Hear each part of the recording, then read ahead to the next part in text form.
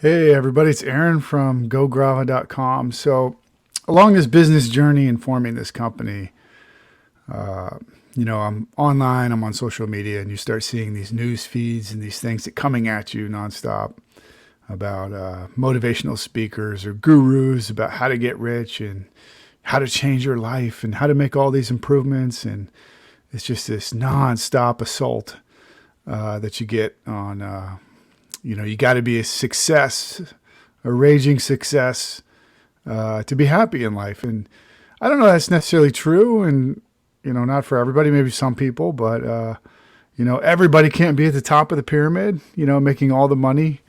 And there's got to be happiness in there somewhere if you're not at the top. But one of these things I want to talk about really quick is Henry David Thoreau.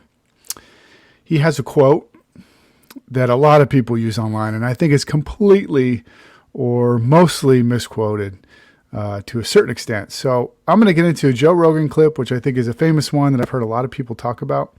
So I'm going to share my screen here and get into living a life of quiet desperation with Joe Rogan. Well, it's like the Pink Floyd line, living life of quiet desperation. I mean, that just terrifies Well, that's Thoreau's quote, that most men live lives of quiet desperation. It's one of my favorite quotes ever because it's true. And I've been that guy. Oh my God. You're just in this world where you just can't wait to just run away. And how do people get stuck there? How do you think they get stuck there? Bills. Bills, like financial bills? Mm-hmm. Right? Yeah. That's Bills and interesting. commitment. You have an apartment you have to pay for. You have a car you leased. You have a wife that you have to feed. You have a child you have to raise. You have to... You have your mortgage, you have your this, you have your that, and that's where it all comes from. Where do you think opportunity plays into that?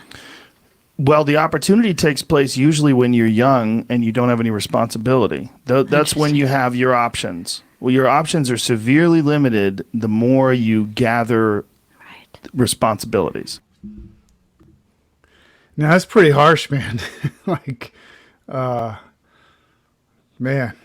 So all of us men are living lives of quiet desperation.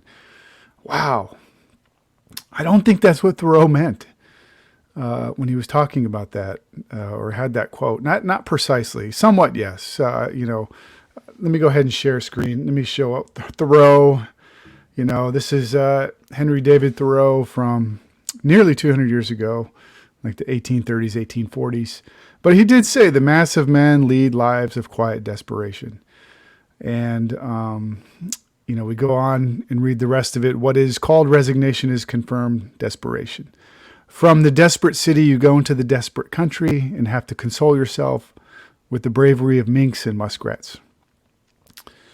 Now, I think what Thoreau is really trying to get at is really not that you have to go into nature to heal yourself, but if you're a person that is probably buying a house that's too big and getting $1,000 car payment and living this life beyond your means, you probably are living a life of quiet desperation to a certain extent.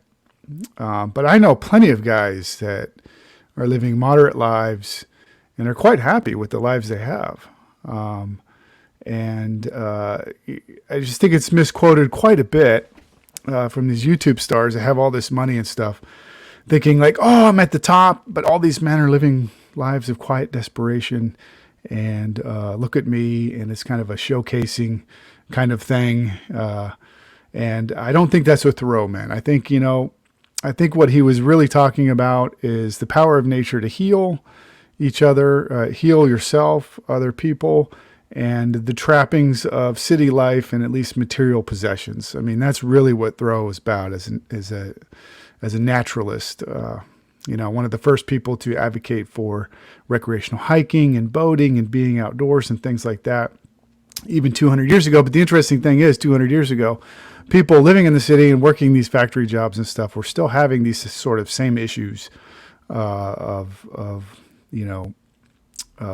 probably not being happy with where they're at and not really finding ways to live a happy life. So the next thing we're going to bring up is Naval, which I follow on Twitter. And Naval is a really interesting guy, but he has something to say about happiness, and we'll then tie that into adventure and getting outside. So Let me go ahead and present Naval here.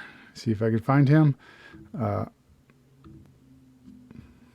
Believe it's possible, and it is absolutely possible. I was miserable. I'm happy as a clam. And it's not just the money. I got there before the money. You got happy before the money. Mostly, yeah. How did you get happy before the money? I started getting older. I just realized like life is short. I'm going to die. Again, trite, right? Trite. Many ways. Yeah. Well, Confucius had a great saying that, every man has two lives. And the second starts when he realizes he has just one. Wow. And I read that, and it was one of those book dropping lines. It's like mic drop. Confucius had a lot of mic drops. Confucius was a bad motherfucker. He was. That's a crazy one. That was a great one. Or another one is next time you get sick, because everybody gets sick every now and then. It's like a happy person wants 10,000 things. A sick person just wants one thing, right? So it's your unlimited desires that are clouding your peace, your happiness. Have desires. You're a biological creature that stands up and says, I can do something. I move, I resist, I live. But just be very careful of your desires. This is the oldest, most trite wisdom. Desire is suffering. That's what it means, right? Every desire you have is an access where you will suffer. So just don't focus on more than one desire at a time. The universe is rigged in such a way that if you just want one thing and you focus on that, you'll get it. But everything else, you got to let go. Did you make a gradual shift to happiness, or was it a rap? Okay, so, interesting what Naval had to say there, about happiness in general. And I think he did a really good job of explaining it pretty clearly about desires and wants and our level of happiness. And so what does this have to do with Grava?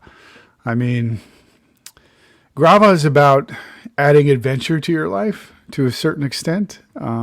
I don't know that Grava is going to make everybody happy, but with the philosophy that we're going to make adventure easier to access for people. And I think that's important, or at least have an understanding or build a community around adventure, whether that adventure is an epic adventure or whether that adventure is a small adventure.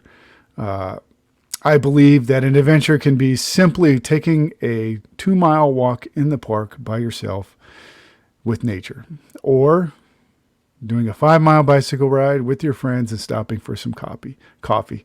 That is an adventure within itself. And we have to make adventures easier because, again, on social media, you would think to have an adventure, you have to go to some other country, spend a ton of money, and to live a life of adventure. And that's not really what it takes. It just has to take the desire to change, because everybody knows, right? Everybody knows, like, if you want to be healthier, or you want to be happier, let's just say happier, and you want to have more adventure. There's some really simple hacks out there that everybody already knows. Get sunlight. You got to be out in the sun. We are creatures of nature, and getting sunlight, or at least seeing sunlight within our eyes, is something that makes us happier. Being outside in nature, everybody knows, being outside in nature makes us slightly can make you happier. You don't have to go on a 1-month expedition to the Amazon to be in nature. We just have to get out of the city, or maybe go to a park in the city, or just take a walk through your neighborhood and get some more adventure. So what I just wanted to talk about Henry David Thoreau and that quote he had about most men leading lives of desperation. I don't think that's true. I think it is true for some that are chasing, like Naval said, too many desires, because with too much desire and too many wants, there comes suffering with that. So yeah. So that's what I have today. That's just something I wanted to get off my chest on YouTube. Seen this quote a lot in this experience. And I'll be talking more about adventures and the different types of adventures that you can go on, and things that you can do to kind of really reinvigorate your own personal health, and things that have helped me. And I'll bring guests on and things like that in the future. So thanks for watching, everybody. Talk to you soon.